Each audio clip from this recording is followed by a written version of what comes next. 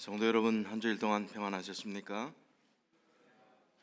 저희 교회를 찾아주신 또 손님 여러분들께 하나님의 크신 은혜가 함께 하시기를 간절히 바라겠습니다.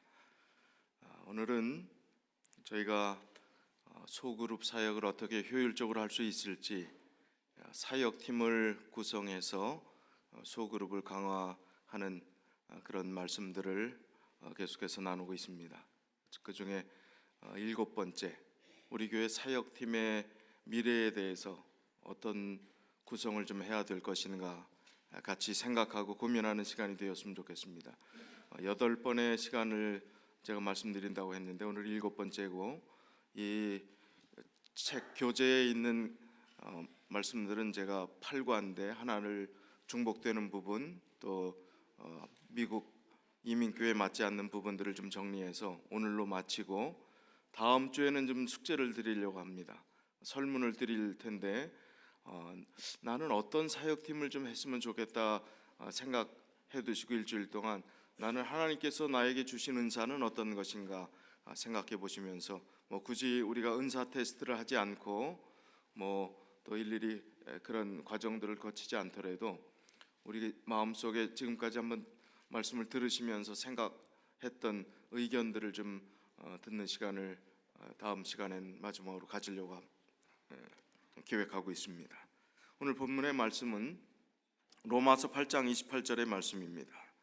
우리가 알거니와 하나님을 사랑하는 자 곧 그 뜻대로 부르심을 입은 자들에게는 모든 것이 합력하여 선을 이루느니라.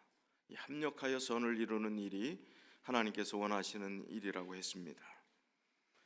자, 우리가 이 교회를 먼저 잘 이해를 해야 합니다. 저희 교회에 오래되신 분은 저희 교회가 어떤 조직을 가지고 있고, 어떤 제도를 가지고 있고, 또 어떤 조직의 구조들을 우리가 속한 교회의 위치가 어딘지 아시지만, 그러지 못한 분들도 계시기 때문에 제가 다시 한번 설명을 드리도록 하겠습니다. 저희 교회가 교회 단위가 제일 사실은 중요한 부서입니다. 이 교회가 저희 교단은 여러 개 모여서 같은 한 지역의 그 교회들을 같이 서포트하는 기관이 이제 컨퍼런스라고 합니다. 그래서 오레곤 컨퍼런스에 한 170여 개의 교회가 있습니다. 이 오레곤 컨퍼런스는 오레곤 전역과 이 포틀랜드 생활권인 밴쿠버 일부의 교회들, 그 지역을 포함하고 있습니다. 이런 컨퍼런스가 미국 내에 한 50여 개의 컨퍼런스가 있습니다. 합회라고 합니다. 옛날엔 대회라고 했는데 지금은 합회, 같은 마음을 가지고 모여서 같이 결정하는, 그러니까 한국말로는 좀 합회 그러면 생소한데 컨퍼런스의 개념입니다. 또 이 컨퍼런스가 각 지역별로, 그러니까 보통 한 주에 하나 정도씩이라고 이렇게 생각하시면 거의 비슷한데요. 이게 이제 나라로 확대가 됩니다. 그러면 미국에 있는 이 컨퍼런스의 그다음 더 큰 행정기관은 연합회라고 합니다. 이 연합회라고 하는 것은 유니언 컨퍼런스입니다. 이 유니언 컨퍼런스는 적어도 인구 대비, 지역 대비 다 고려해 갖고 이제 나누게 되는데, 저희가 속한 연합회는 여러분이 아마 5번 타고 올라가시다가 여기서 올라갈 때는 오른편에 아주 단독 건물 주변에 아무것도 없이 아주 깨끗하게 단장된 리치 필드인가요? 거기가 그 건물을 보셨을 거예요. 세븐스 데이 애드벤티스트 무슨 헤드쿼터 이렇게 써 있는 걸 보셨을 겁니다. 거기가 연합회입니다. 이 연합회는 알래스카, 아이다호, 또 워싱턴, 오레곤 이렇게 몇 주를 통합해서 그 지역에 있는 교회들을 서포트하는 그런 역할들을 하는 기관입니다.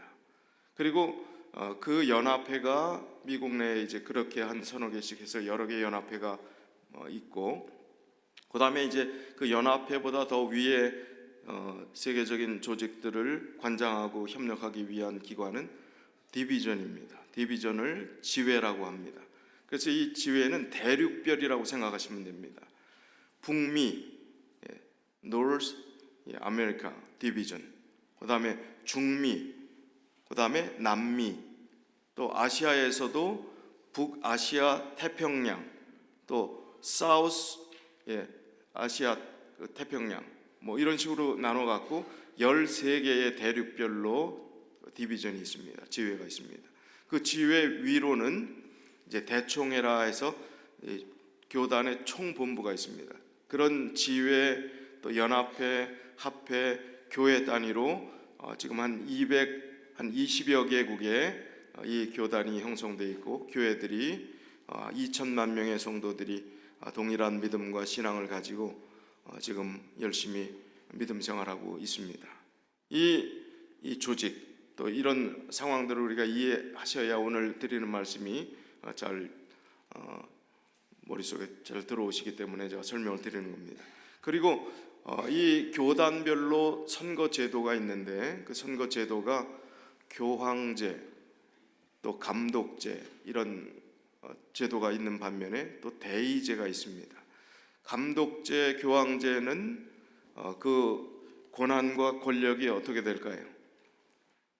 평신도의 의견과 또 평신도가 참여하는 어떤 권한이 거의 없습니다.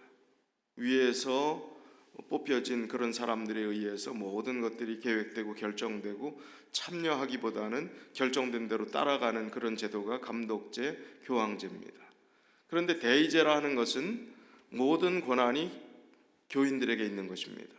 이 교인 전체 총회가 가장 큰 대표 의결 기구고, 총회에서 뽑아준 사람들이 각 연령별 남녀 구성비 모든 거 다 동원해서 어쨌든 총회에서 원해서 뽑은 그 인원들이 교회를 대표해 갖고 교회의 일들을 이끌어가는, 옛날엔 직원회라 그랬는데 요즘은 교회 운영위원회라 그렇게 이야기를 하고 있습니다. 그래서 그 교회 운영위원회가 매년 혹은 2년에 한 번씩 교회의 운영을 위한 분들을 선정하고 이 교회를 영적으로 잘 이끌어갈 수 있도록, 그리고 모든 재정은 투명하게 공개하고 연말에 모든 재정의 내역들을 전 교인들이 다 알 수 있게 하는 그 교회가 아마 그렇게 많지 않을 겁니다. 저희 교회는 대의제의 민주적인 모든 성도들이 참여할 수 있는 그런 제도, 또 모든 것이 다 오픈되고 공개되어 있고, 모든 회의에 원하시는 분은 다 참여할 수 있도록 하는 그런 제도를 가지고 지금까지 진행하고 있습니다. 자, 그렇다면 우리가 지금 이 교회가 시작된 교단이 형성됐던 그 연대를 한번 생각해 보면 1860년도에 이 교회가 시작이 되었습니다. 그래서 교회가 대총회가 조직된 것은 그리고 이제 지회, 연합회, 합회 이런 이제 조직 제도를 한 것은 1863년에 시작됐을 때는 그런 지금의 조직이 아닙니다. 조금 더 그 당시 1863년에 시작됐을 때는 많지 않았기 때문에 한 2만 명 정도 되었을 때 이제 조직이 되었는데, 지금은 2천만 명이 된 상황에서 지금 동일한 조직이 몇 년도의 조직인지 혹시 아시는 분이 계십니까? 지금의 우리 교회의 이 조직 그 편제가 몇 년도에 고정된 건지 아십니까? 1901년도 조직입니다. 자, 그러면 세월이 지금 10년이 지나면 뭐가 변해요? 강산도 변한다고 그러는데 지금 얼마나 많은 세월이 지났습니까? 1901년도부터 지금까지 그 조직이 변하지 않았다는 것은 참 훌륭한 조직이고 완벽한 조직이기 때문에 그건 변할 수 없다, 이 조직은 절대로 바꿀 수 없다, 성경의 말씀처럼 아주 이거는 바꿀 수도 없는 것이다, 이렇게 인정해야 될까요? 아니면 시대의 변화에 따라 우리가 뭔가 새롭게 도전하고 해야 되는데 안주하고 있다는 느낌이 듭니까? 후자의 말씀입니다. 지금 제가 드리는 말씀은 제 이야기가 아닙니다. 오해 없이 말씀을 끝까지 잘 들으시면 좋겠어요. 교단의 기존 조직의 어떤 이 흐름들을 역행하거나 새로운 이야기를 하려고 하는 것이 아닙니다. 이 교재는 우리 교단 본부 한국연합회에서 나온 교제고 이 안에 있는 말씀들을 드리는 것입니다. 그래서 제가 뭐 교회에 무슨 반란을 일으키거나 반대 의견을 제시하려고 하는 것이 아니라 가장 효율적인 복음 전도의 방법은 무엇일까? 세상은 변하는데 변하지 않는 조직 1901년부터 그대로 가져왔던 그 조직 체계 내에서 그 똑같은 틀 속에서 같이 우리가 교회의 모든 일들을 계속 변화 없이 해나갔을 때의 결과와 우리가 이 교리는 바뀔 수 없고 진리는 변하지 않는 거지만 하나님은 영원히 변한 분이 아니시지만 우리가 세상의 변화에 맞게 복음을 잘 효율적으로 전할 수 있는 조직과 또 어떤 팀과 사역들을 개발하고 발전시켜서 그렇게 우리가 활동해 나갈 때 얻어지는 결과는 판이한 다른 결과들이 올 수 있다는 것입니다. 거기에 우리 교회의 사역팀은 미래는 어떻게 돼야 될 것인가 고민하자는 것입니다. 그리고 바꿀 수 있는 부분들은 바꿔야 된다는 거예요. 틀에 매여 있으면 안 된다는 것입니다.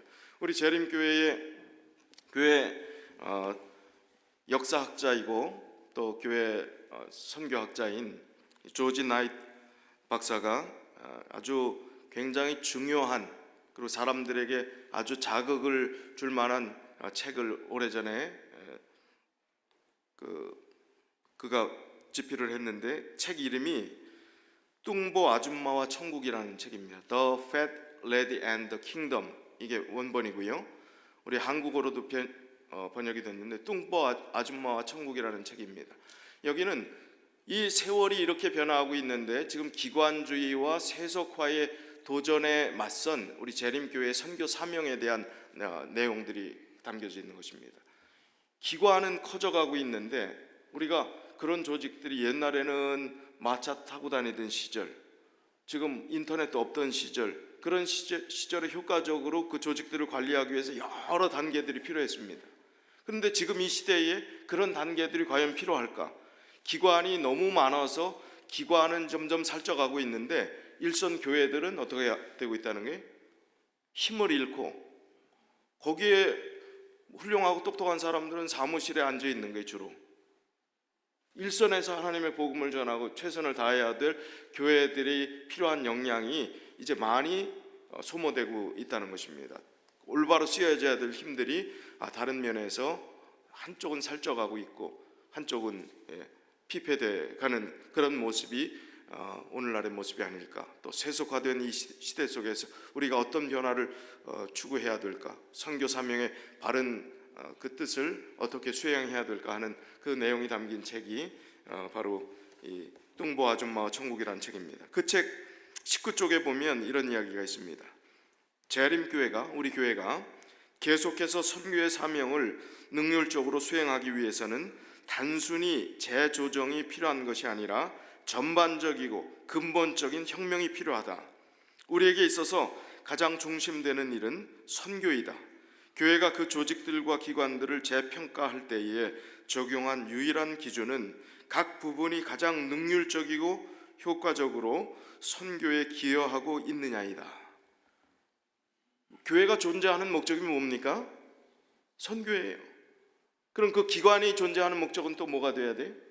선교입니다. 물론 우리가 대총회 그 조직들을 통해서 전 세계의 어떤 나라에 가든지 우리 교단은 하나고 한 형제 자매고 그렇게 해서 세계 선교 사업에 최선을 다했기 때문에 지금 어떤 교단보다 가장 많은 나라에 세계 성서 공회에서 공인된 발행된 거기에 통계에 교단별 가장 많은 나라의 복음을 전한 가장 많은 나라의 복음이 들어간 교단이 저희 교단인 것은 참으로 자랑스러운 일입니다.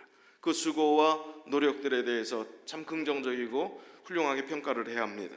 그러나 지금 우리가 처해 있는 이 참 급변하는 시대 속에서 우리가 혁명적인 어떤 재정비, 재조정이 아니라 혁명적인 전반적인 근본적인 변화가 필요한 시대 속에서 우리가 믿음의 삶을 살고 있다는 것입니다. 자, 그래서 이제 우리가 새롭게 한번 도전해 볼 수 있는 분야가 어떤 것일까? 진리는 건들 수 없되 이 조직 틀 속에서 비합리적인 것, 비현실적인 부분들을 교회에서 어떻게 효율적이고 우리 교회에 맞게 더 좋은 결과들을 가져올 수 있도록 할 것인가 하는 그 질문을 우리 스스로 좀 던져보고 싶습니다. 또 우리 재림교회 안에 교회 성장학자인 또 북미지회 전도훈련원장을 여러 차례 역임했던 러셀 브레일 박사님이 그의 저서 자연적 교회 성장, NCD라고 그러죠. Natural Church Development 해갖고 자연적 교회 성장을 통한 건강한 재림교회 만들기라는 이 책 234쪽, 235쪽에 보면 1863년에 대총회가 조직된 후 1901년에 교회 조직이 재구성되었다.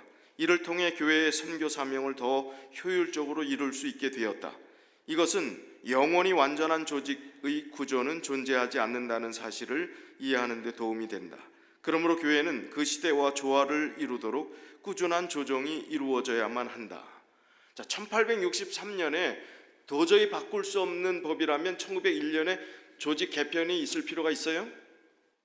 1901년에 조직 개편을 했다는 것은 지금도 할 필요가 있다는 것입니까? 지금도? 했기 때문에 그거는 어떤 고정된 법이 아니라는 것입니다. 지금도 얼마든지 바꿀 수 있어야 되는데 그 틀에서 지금 바꾸려고 한다는 얘기가 들려오질 않아요. 정말 혁명적인 어떤 조직 개편을 하려고 대총회에서 지금 어떤 커미티가 구성되었다는 얘기가 전혀 들리지 않습니다. 그런데 지금 잘 나가고 있는가 하면 그렇지 않은 부분들이 있어요.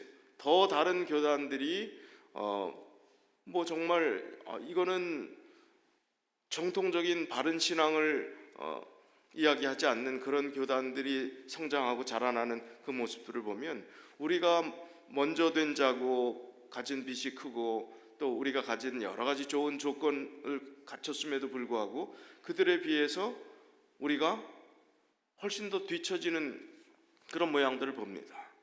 그래서 지금 한국에 계신 목사님 한 분하고 어제 1시간 반 동안 통화를 했는데 여러 가지 이야기를 하면서 우리 한국연합회의 공식 명칭이 뭐냐면 제7일 안식일 예수재림교 한국연합회 유지재단 이렇게 되어 있어요. 그래서 유지재단이라는 얘기를 가지고 조금 얘기를 했어요. 자, 지금 발전하느냐? 그 이름부터 바꿔야 된다는 게 유지재단. 명목상 명맥을 유지할 정도로 지금 한국에는 기독교가 어렵다는 것입니다. 그런데 말도 안 되는 교회들은 성장하고 있어요. 하나님의 교회라고 하는 안상홍 증인이라고 하는 그 사람들이 정말 잘못된 거지요.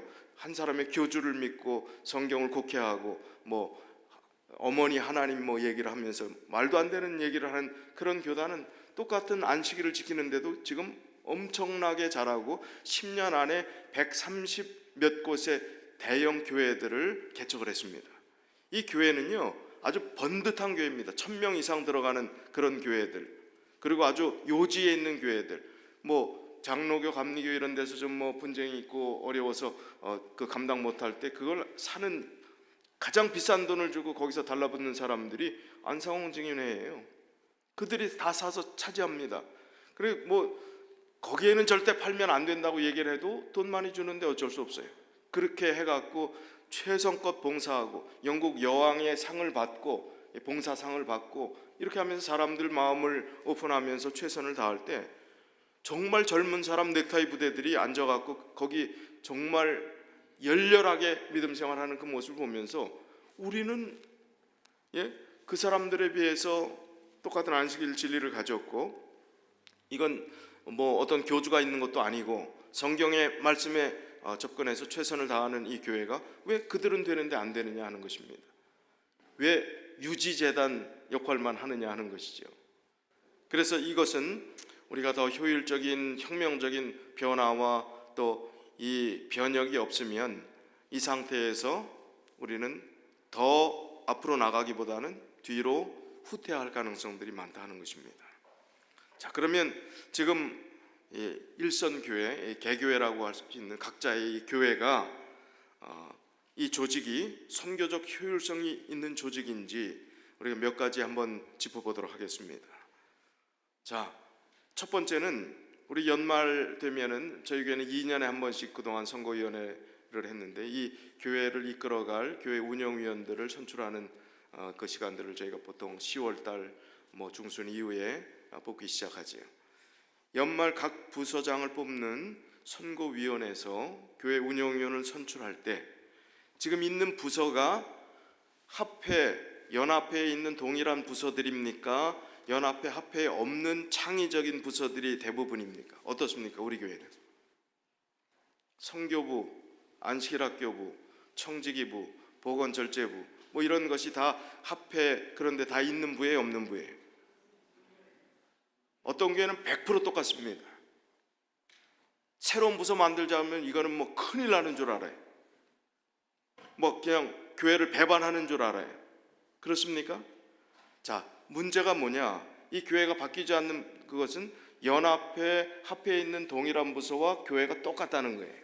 이 교회 실정에 맞지 않고 연합회, 합회가 그냥 전체 세계적인 사업이나 전반적인 큰 사업들을 할 때 할 수 있는 그 틀을, 예를 들면 교회는 100명, 뭐 어떤 교회는 더 작은 교회는 50명 되는 교회가 똑같은 부서를 만든다 한다면 그게 합리적일까요? 이 교회의 필요는 전혀 아닌데 50명 되는 교회에 무슨 청지기부, 그럼 청지기부는 뭘 합니까? 1년 내내 청지기 수양회, 세미나, 주말봉에 한 번 하면 끝이에요. 그 부서 하나 있으면 뭐 할 수 있는 것이 아무것도 없어요. 그냥 조직된 그런 부서로서 이 교회가 이끌어가게 된다면 그냥 의례적인 행사성으로 끝나기가 쉽다는 것입니다. 자, 두 번째는 교회에서 중요한 역할을 하는 선교회와 안식일 학교가 각각의 부서로 존재하는 것이 선교적 사명을 감당하는 데 효율적일까? 안식일 학교 참 중요하잖아요. 또 선교부 중요한 두 부서입니다. 그런데 지금 우리 교회도 이원화되어 있습니다. 안식일 학교 부서 그 반원들이 다르고 선교회 소그룹 반원들이 다릅니다. 그렇다면 이것이 이원화되어 있을 때 효율성이 있는가? 우리 교단 안에는 안식일 학교 선교부, 그래서 약자로 안선부 옛날에 그랬어요. 그건 하나의 개념으로 통합은 아니지만 같이 협력해서 서로 유기적인 관계를 맺고자 하는 조직이 원래의 취지입니다. 그러면 안교 반도 소그룹 반원하고 같다면 주중에 혹시 모여서 우리가 소그룹을 할 때 만나서 이야기했던 그런 부분들이 안식일 날도 같은 맥락에서 이루어지고 또 같이 연계성 있게 그 일들을 해나가게 되고, 그렇다면 어떤 게 더 효율적이겠습니까?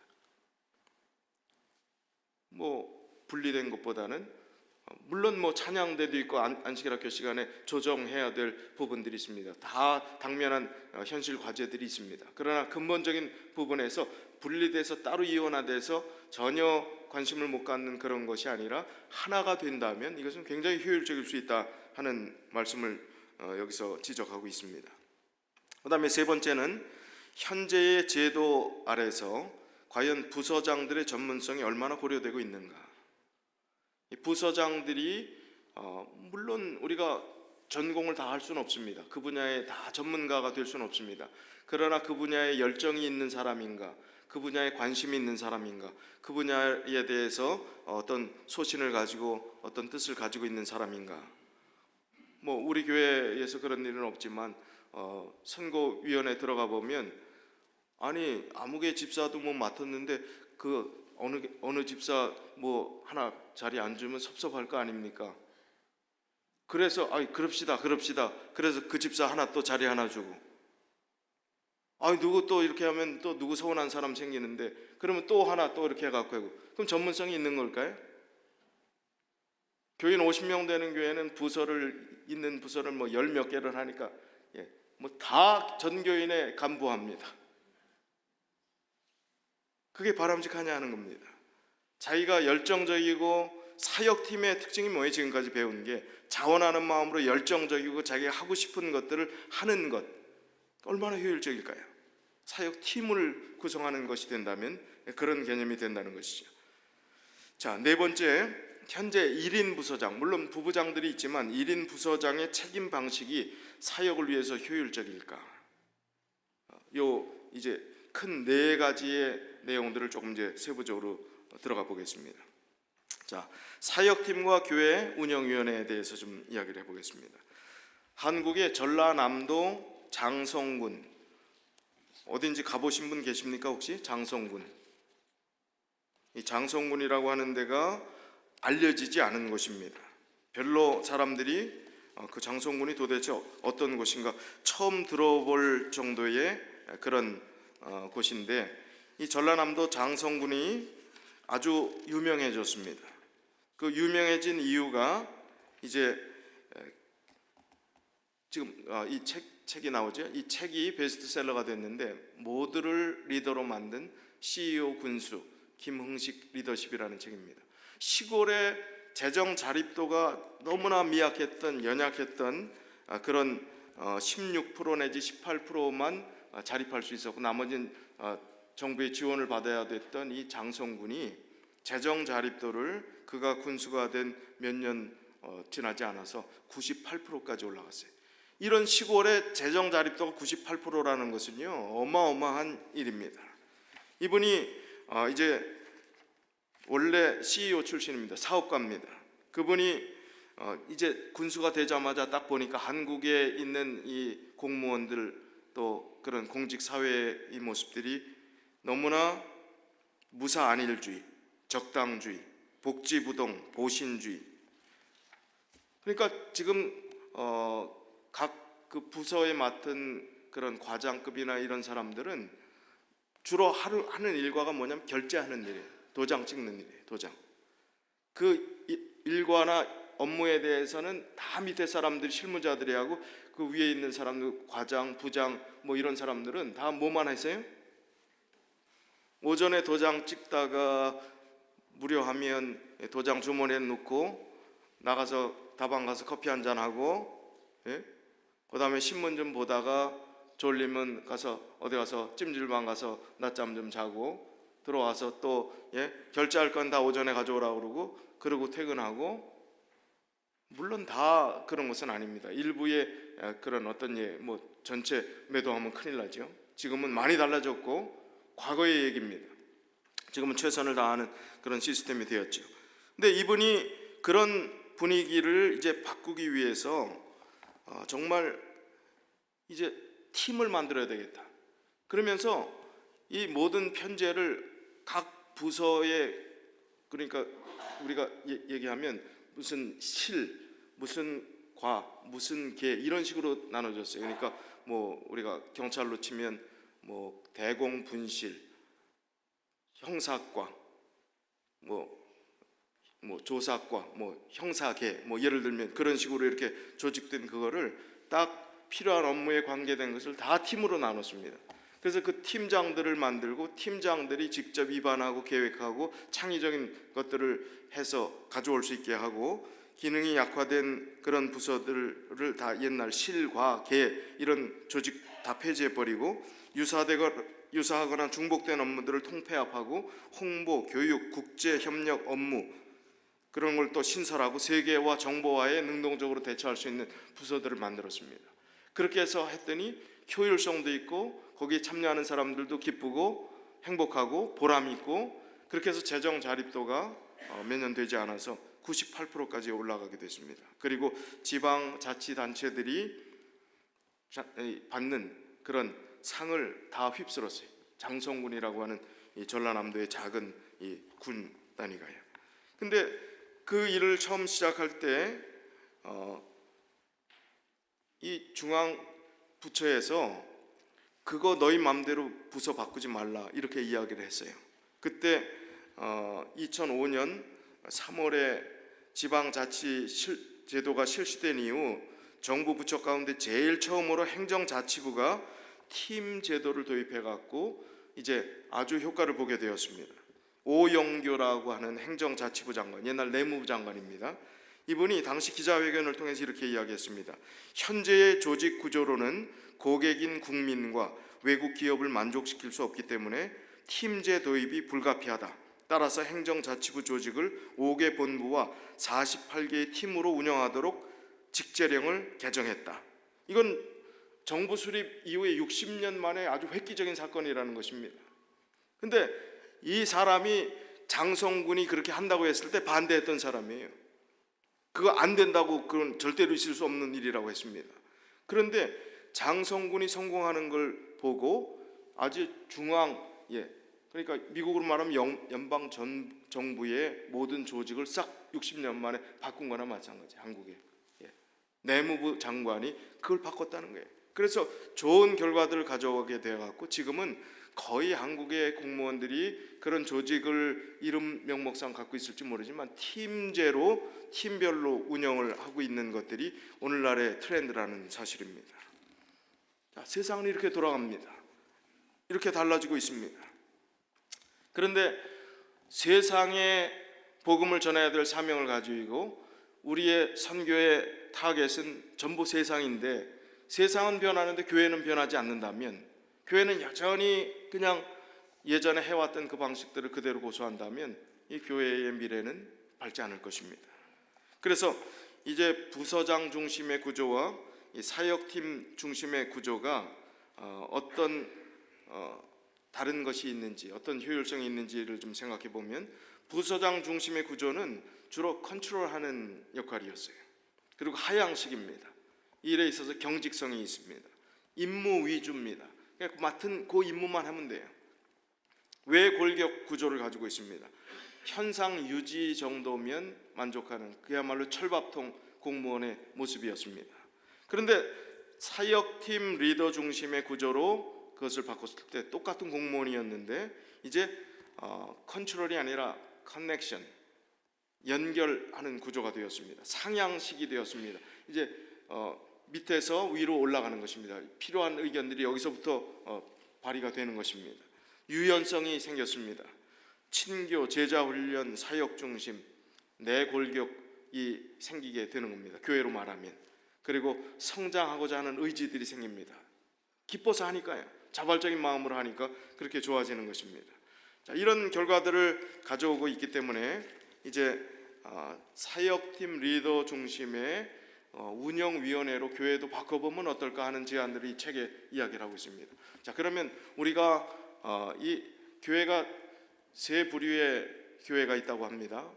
연령이 아주 높고 전통적인 것을 고집하는 교회가 있고, 연령이 높지만 그래도 조금 더 좀 변화를 추구하는 것, 또 아니면 연령이 젊고 또 새로운 것들을 시도하는 교회. 그러면 연령이 높고 전통을 고집하는 교회는 이 제도를 좀 정착화하는데 통계적으로 몇 년이 걸렸냐 하면 몇 년 걸렸을까요? 이 교회가 이런 틀로 사역팀으로 바꿔서 하는 게. 자, 저희는 시작입니다. 지금 몇 년이요? 3년, 10년 뭐 그런 거 아닙니다. 3년 걸렸어요.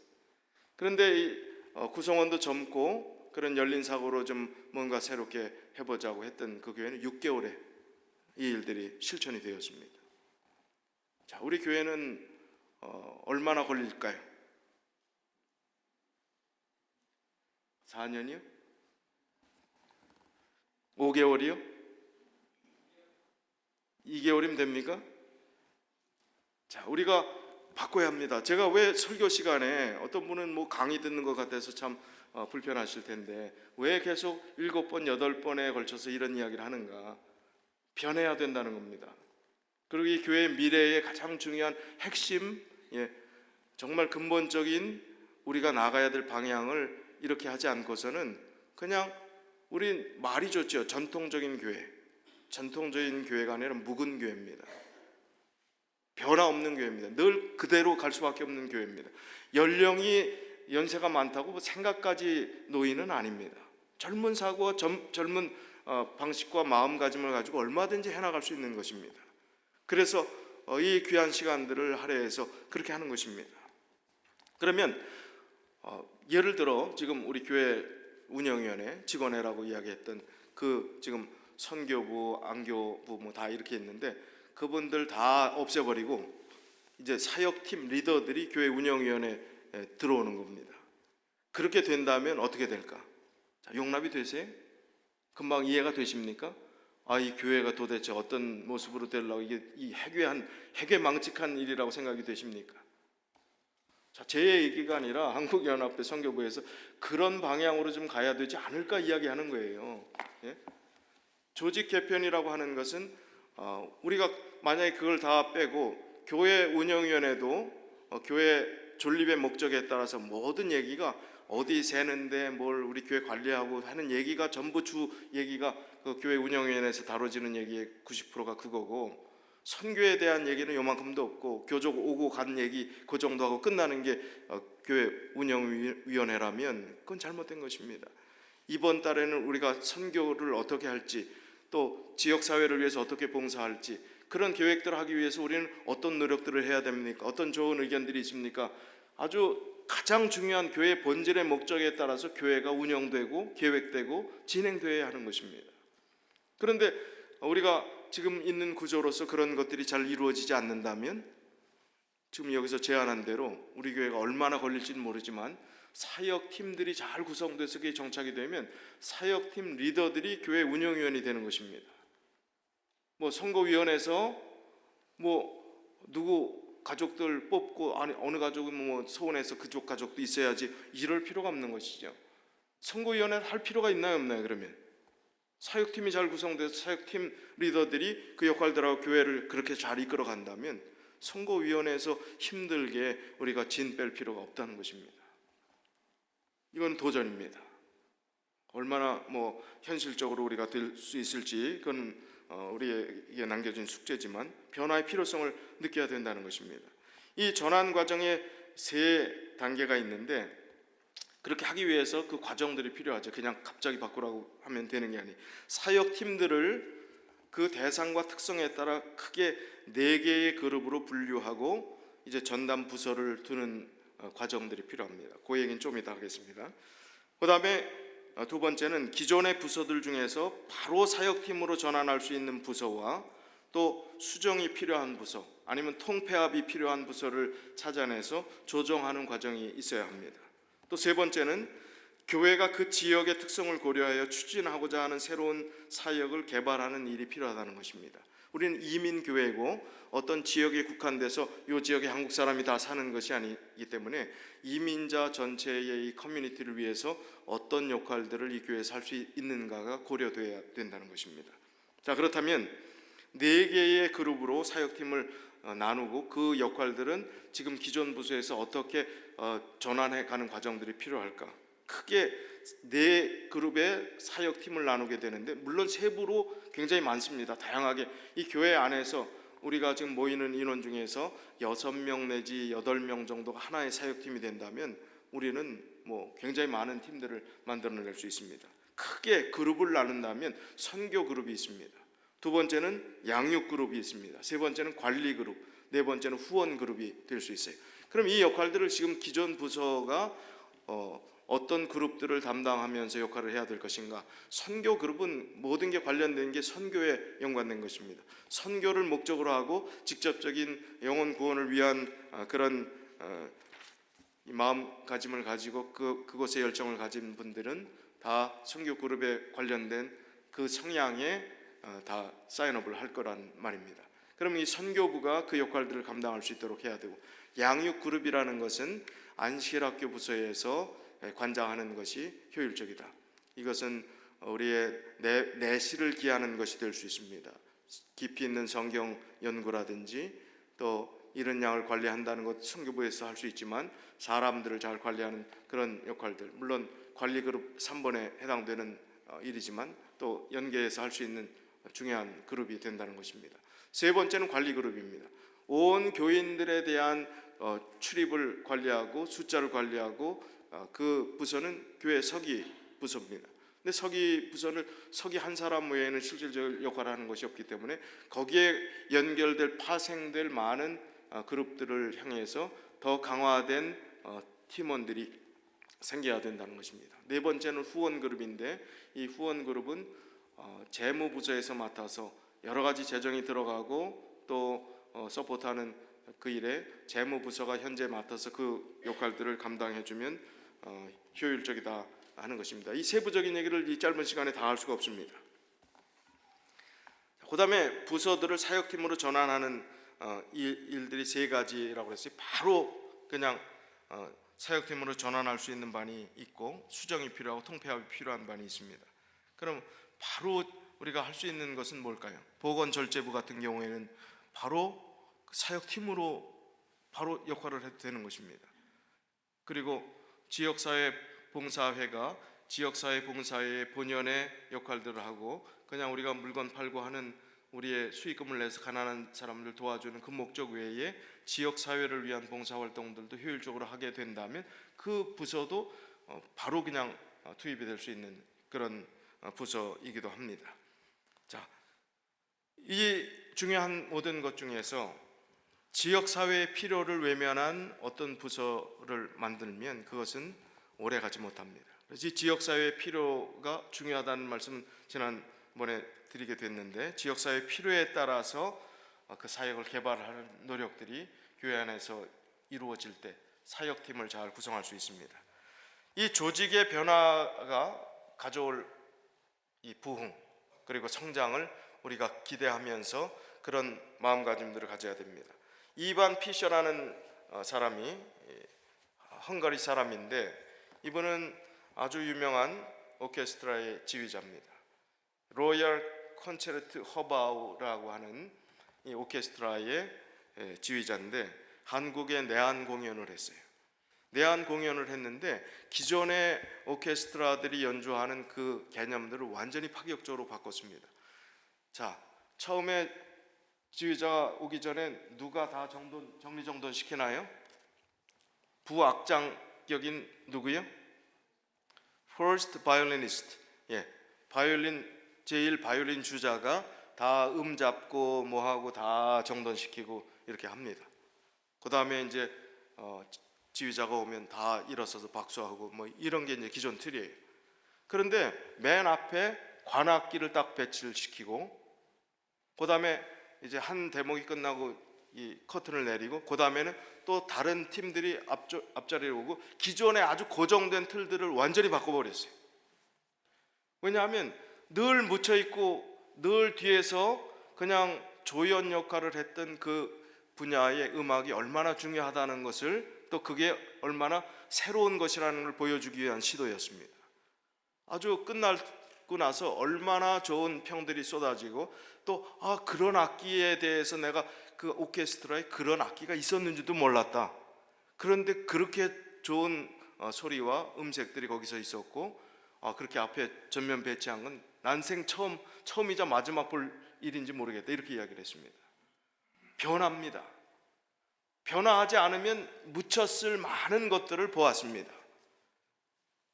그렇게 되니까 새로움을 느꼈습니다. 그리고 좋은 결과들을 가져왔습니다. 이 변화를 통해서 새로운 부흥을 가져올 수 있는 좋은 사례가 되었다는 것입니다.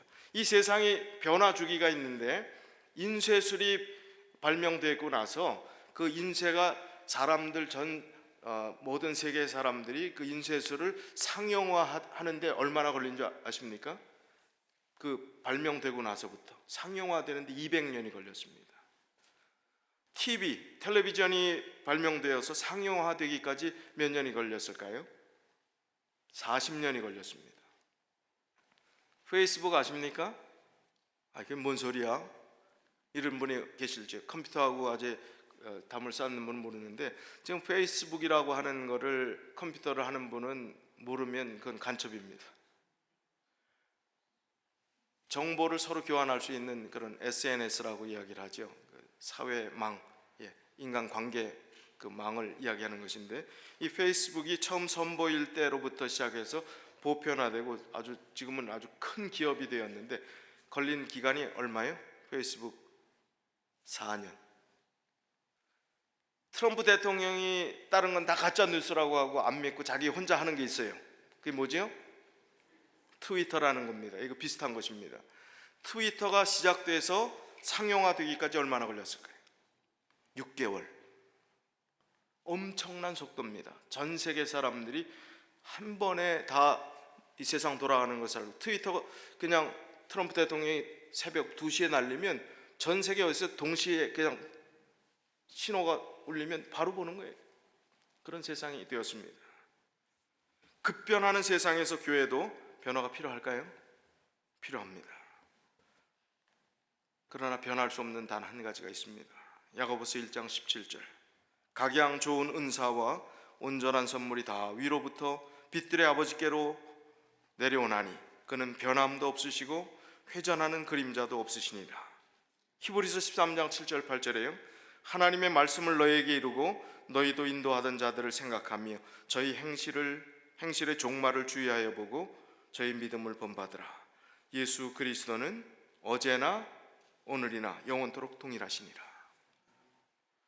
변함없는 예수 그리스도, 변함없는 예수 그리스도를 따라가는데 우리는 자꾸 변화해야 된다는 얘기가 앞뒤가 안 맞는 얘기 같지만, 정말 아침과 저녁이 다르게 변하는 우리의 그 연약함이 예수 그리스도를 향해서 초점을 맞추고 이 수많은 변화무쌍한 이 시대 속에서 유일하게 변화하지 않는, 그리고 정말 본질인 진리인 그분을 향해서 이 변화된 세상에서 우리가 어떻게 눈높이를 맞추고 복음 전도에 최선을 다하게 될 것인가 하는 그 숙제를 오늘 우리에게 주셨습니다. 그 숙제를 이제 우리가 잘 좀 풀어봤으면 좋겠습니다. 그래서 하나님께서 원하시는 가장 중요한 본질, 영혼을 구원하는 그 놀라운 역사가 이 교회에서 전해보지 못했던 놀라운 기쁨이 우리 안에 성취되기를 간절히 바라면서 말씀을 줄이겠습니다.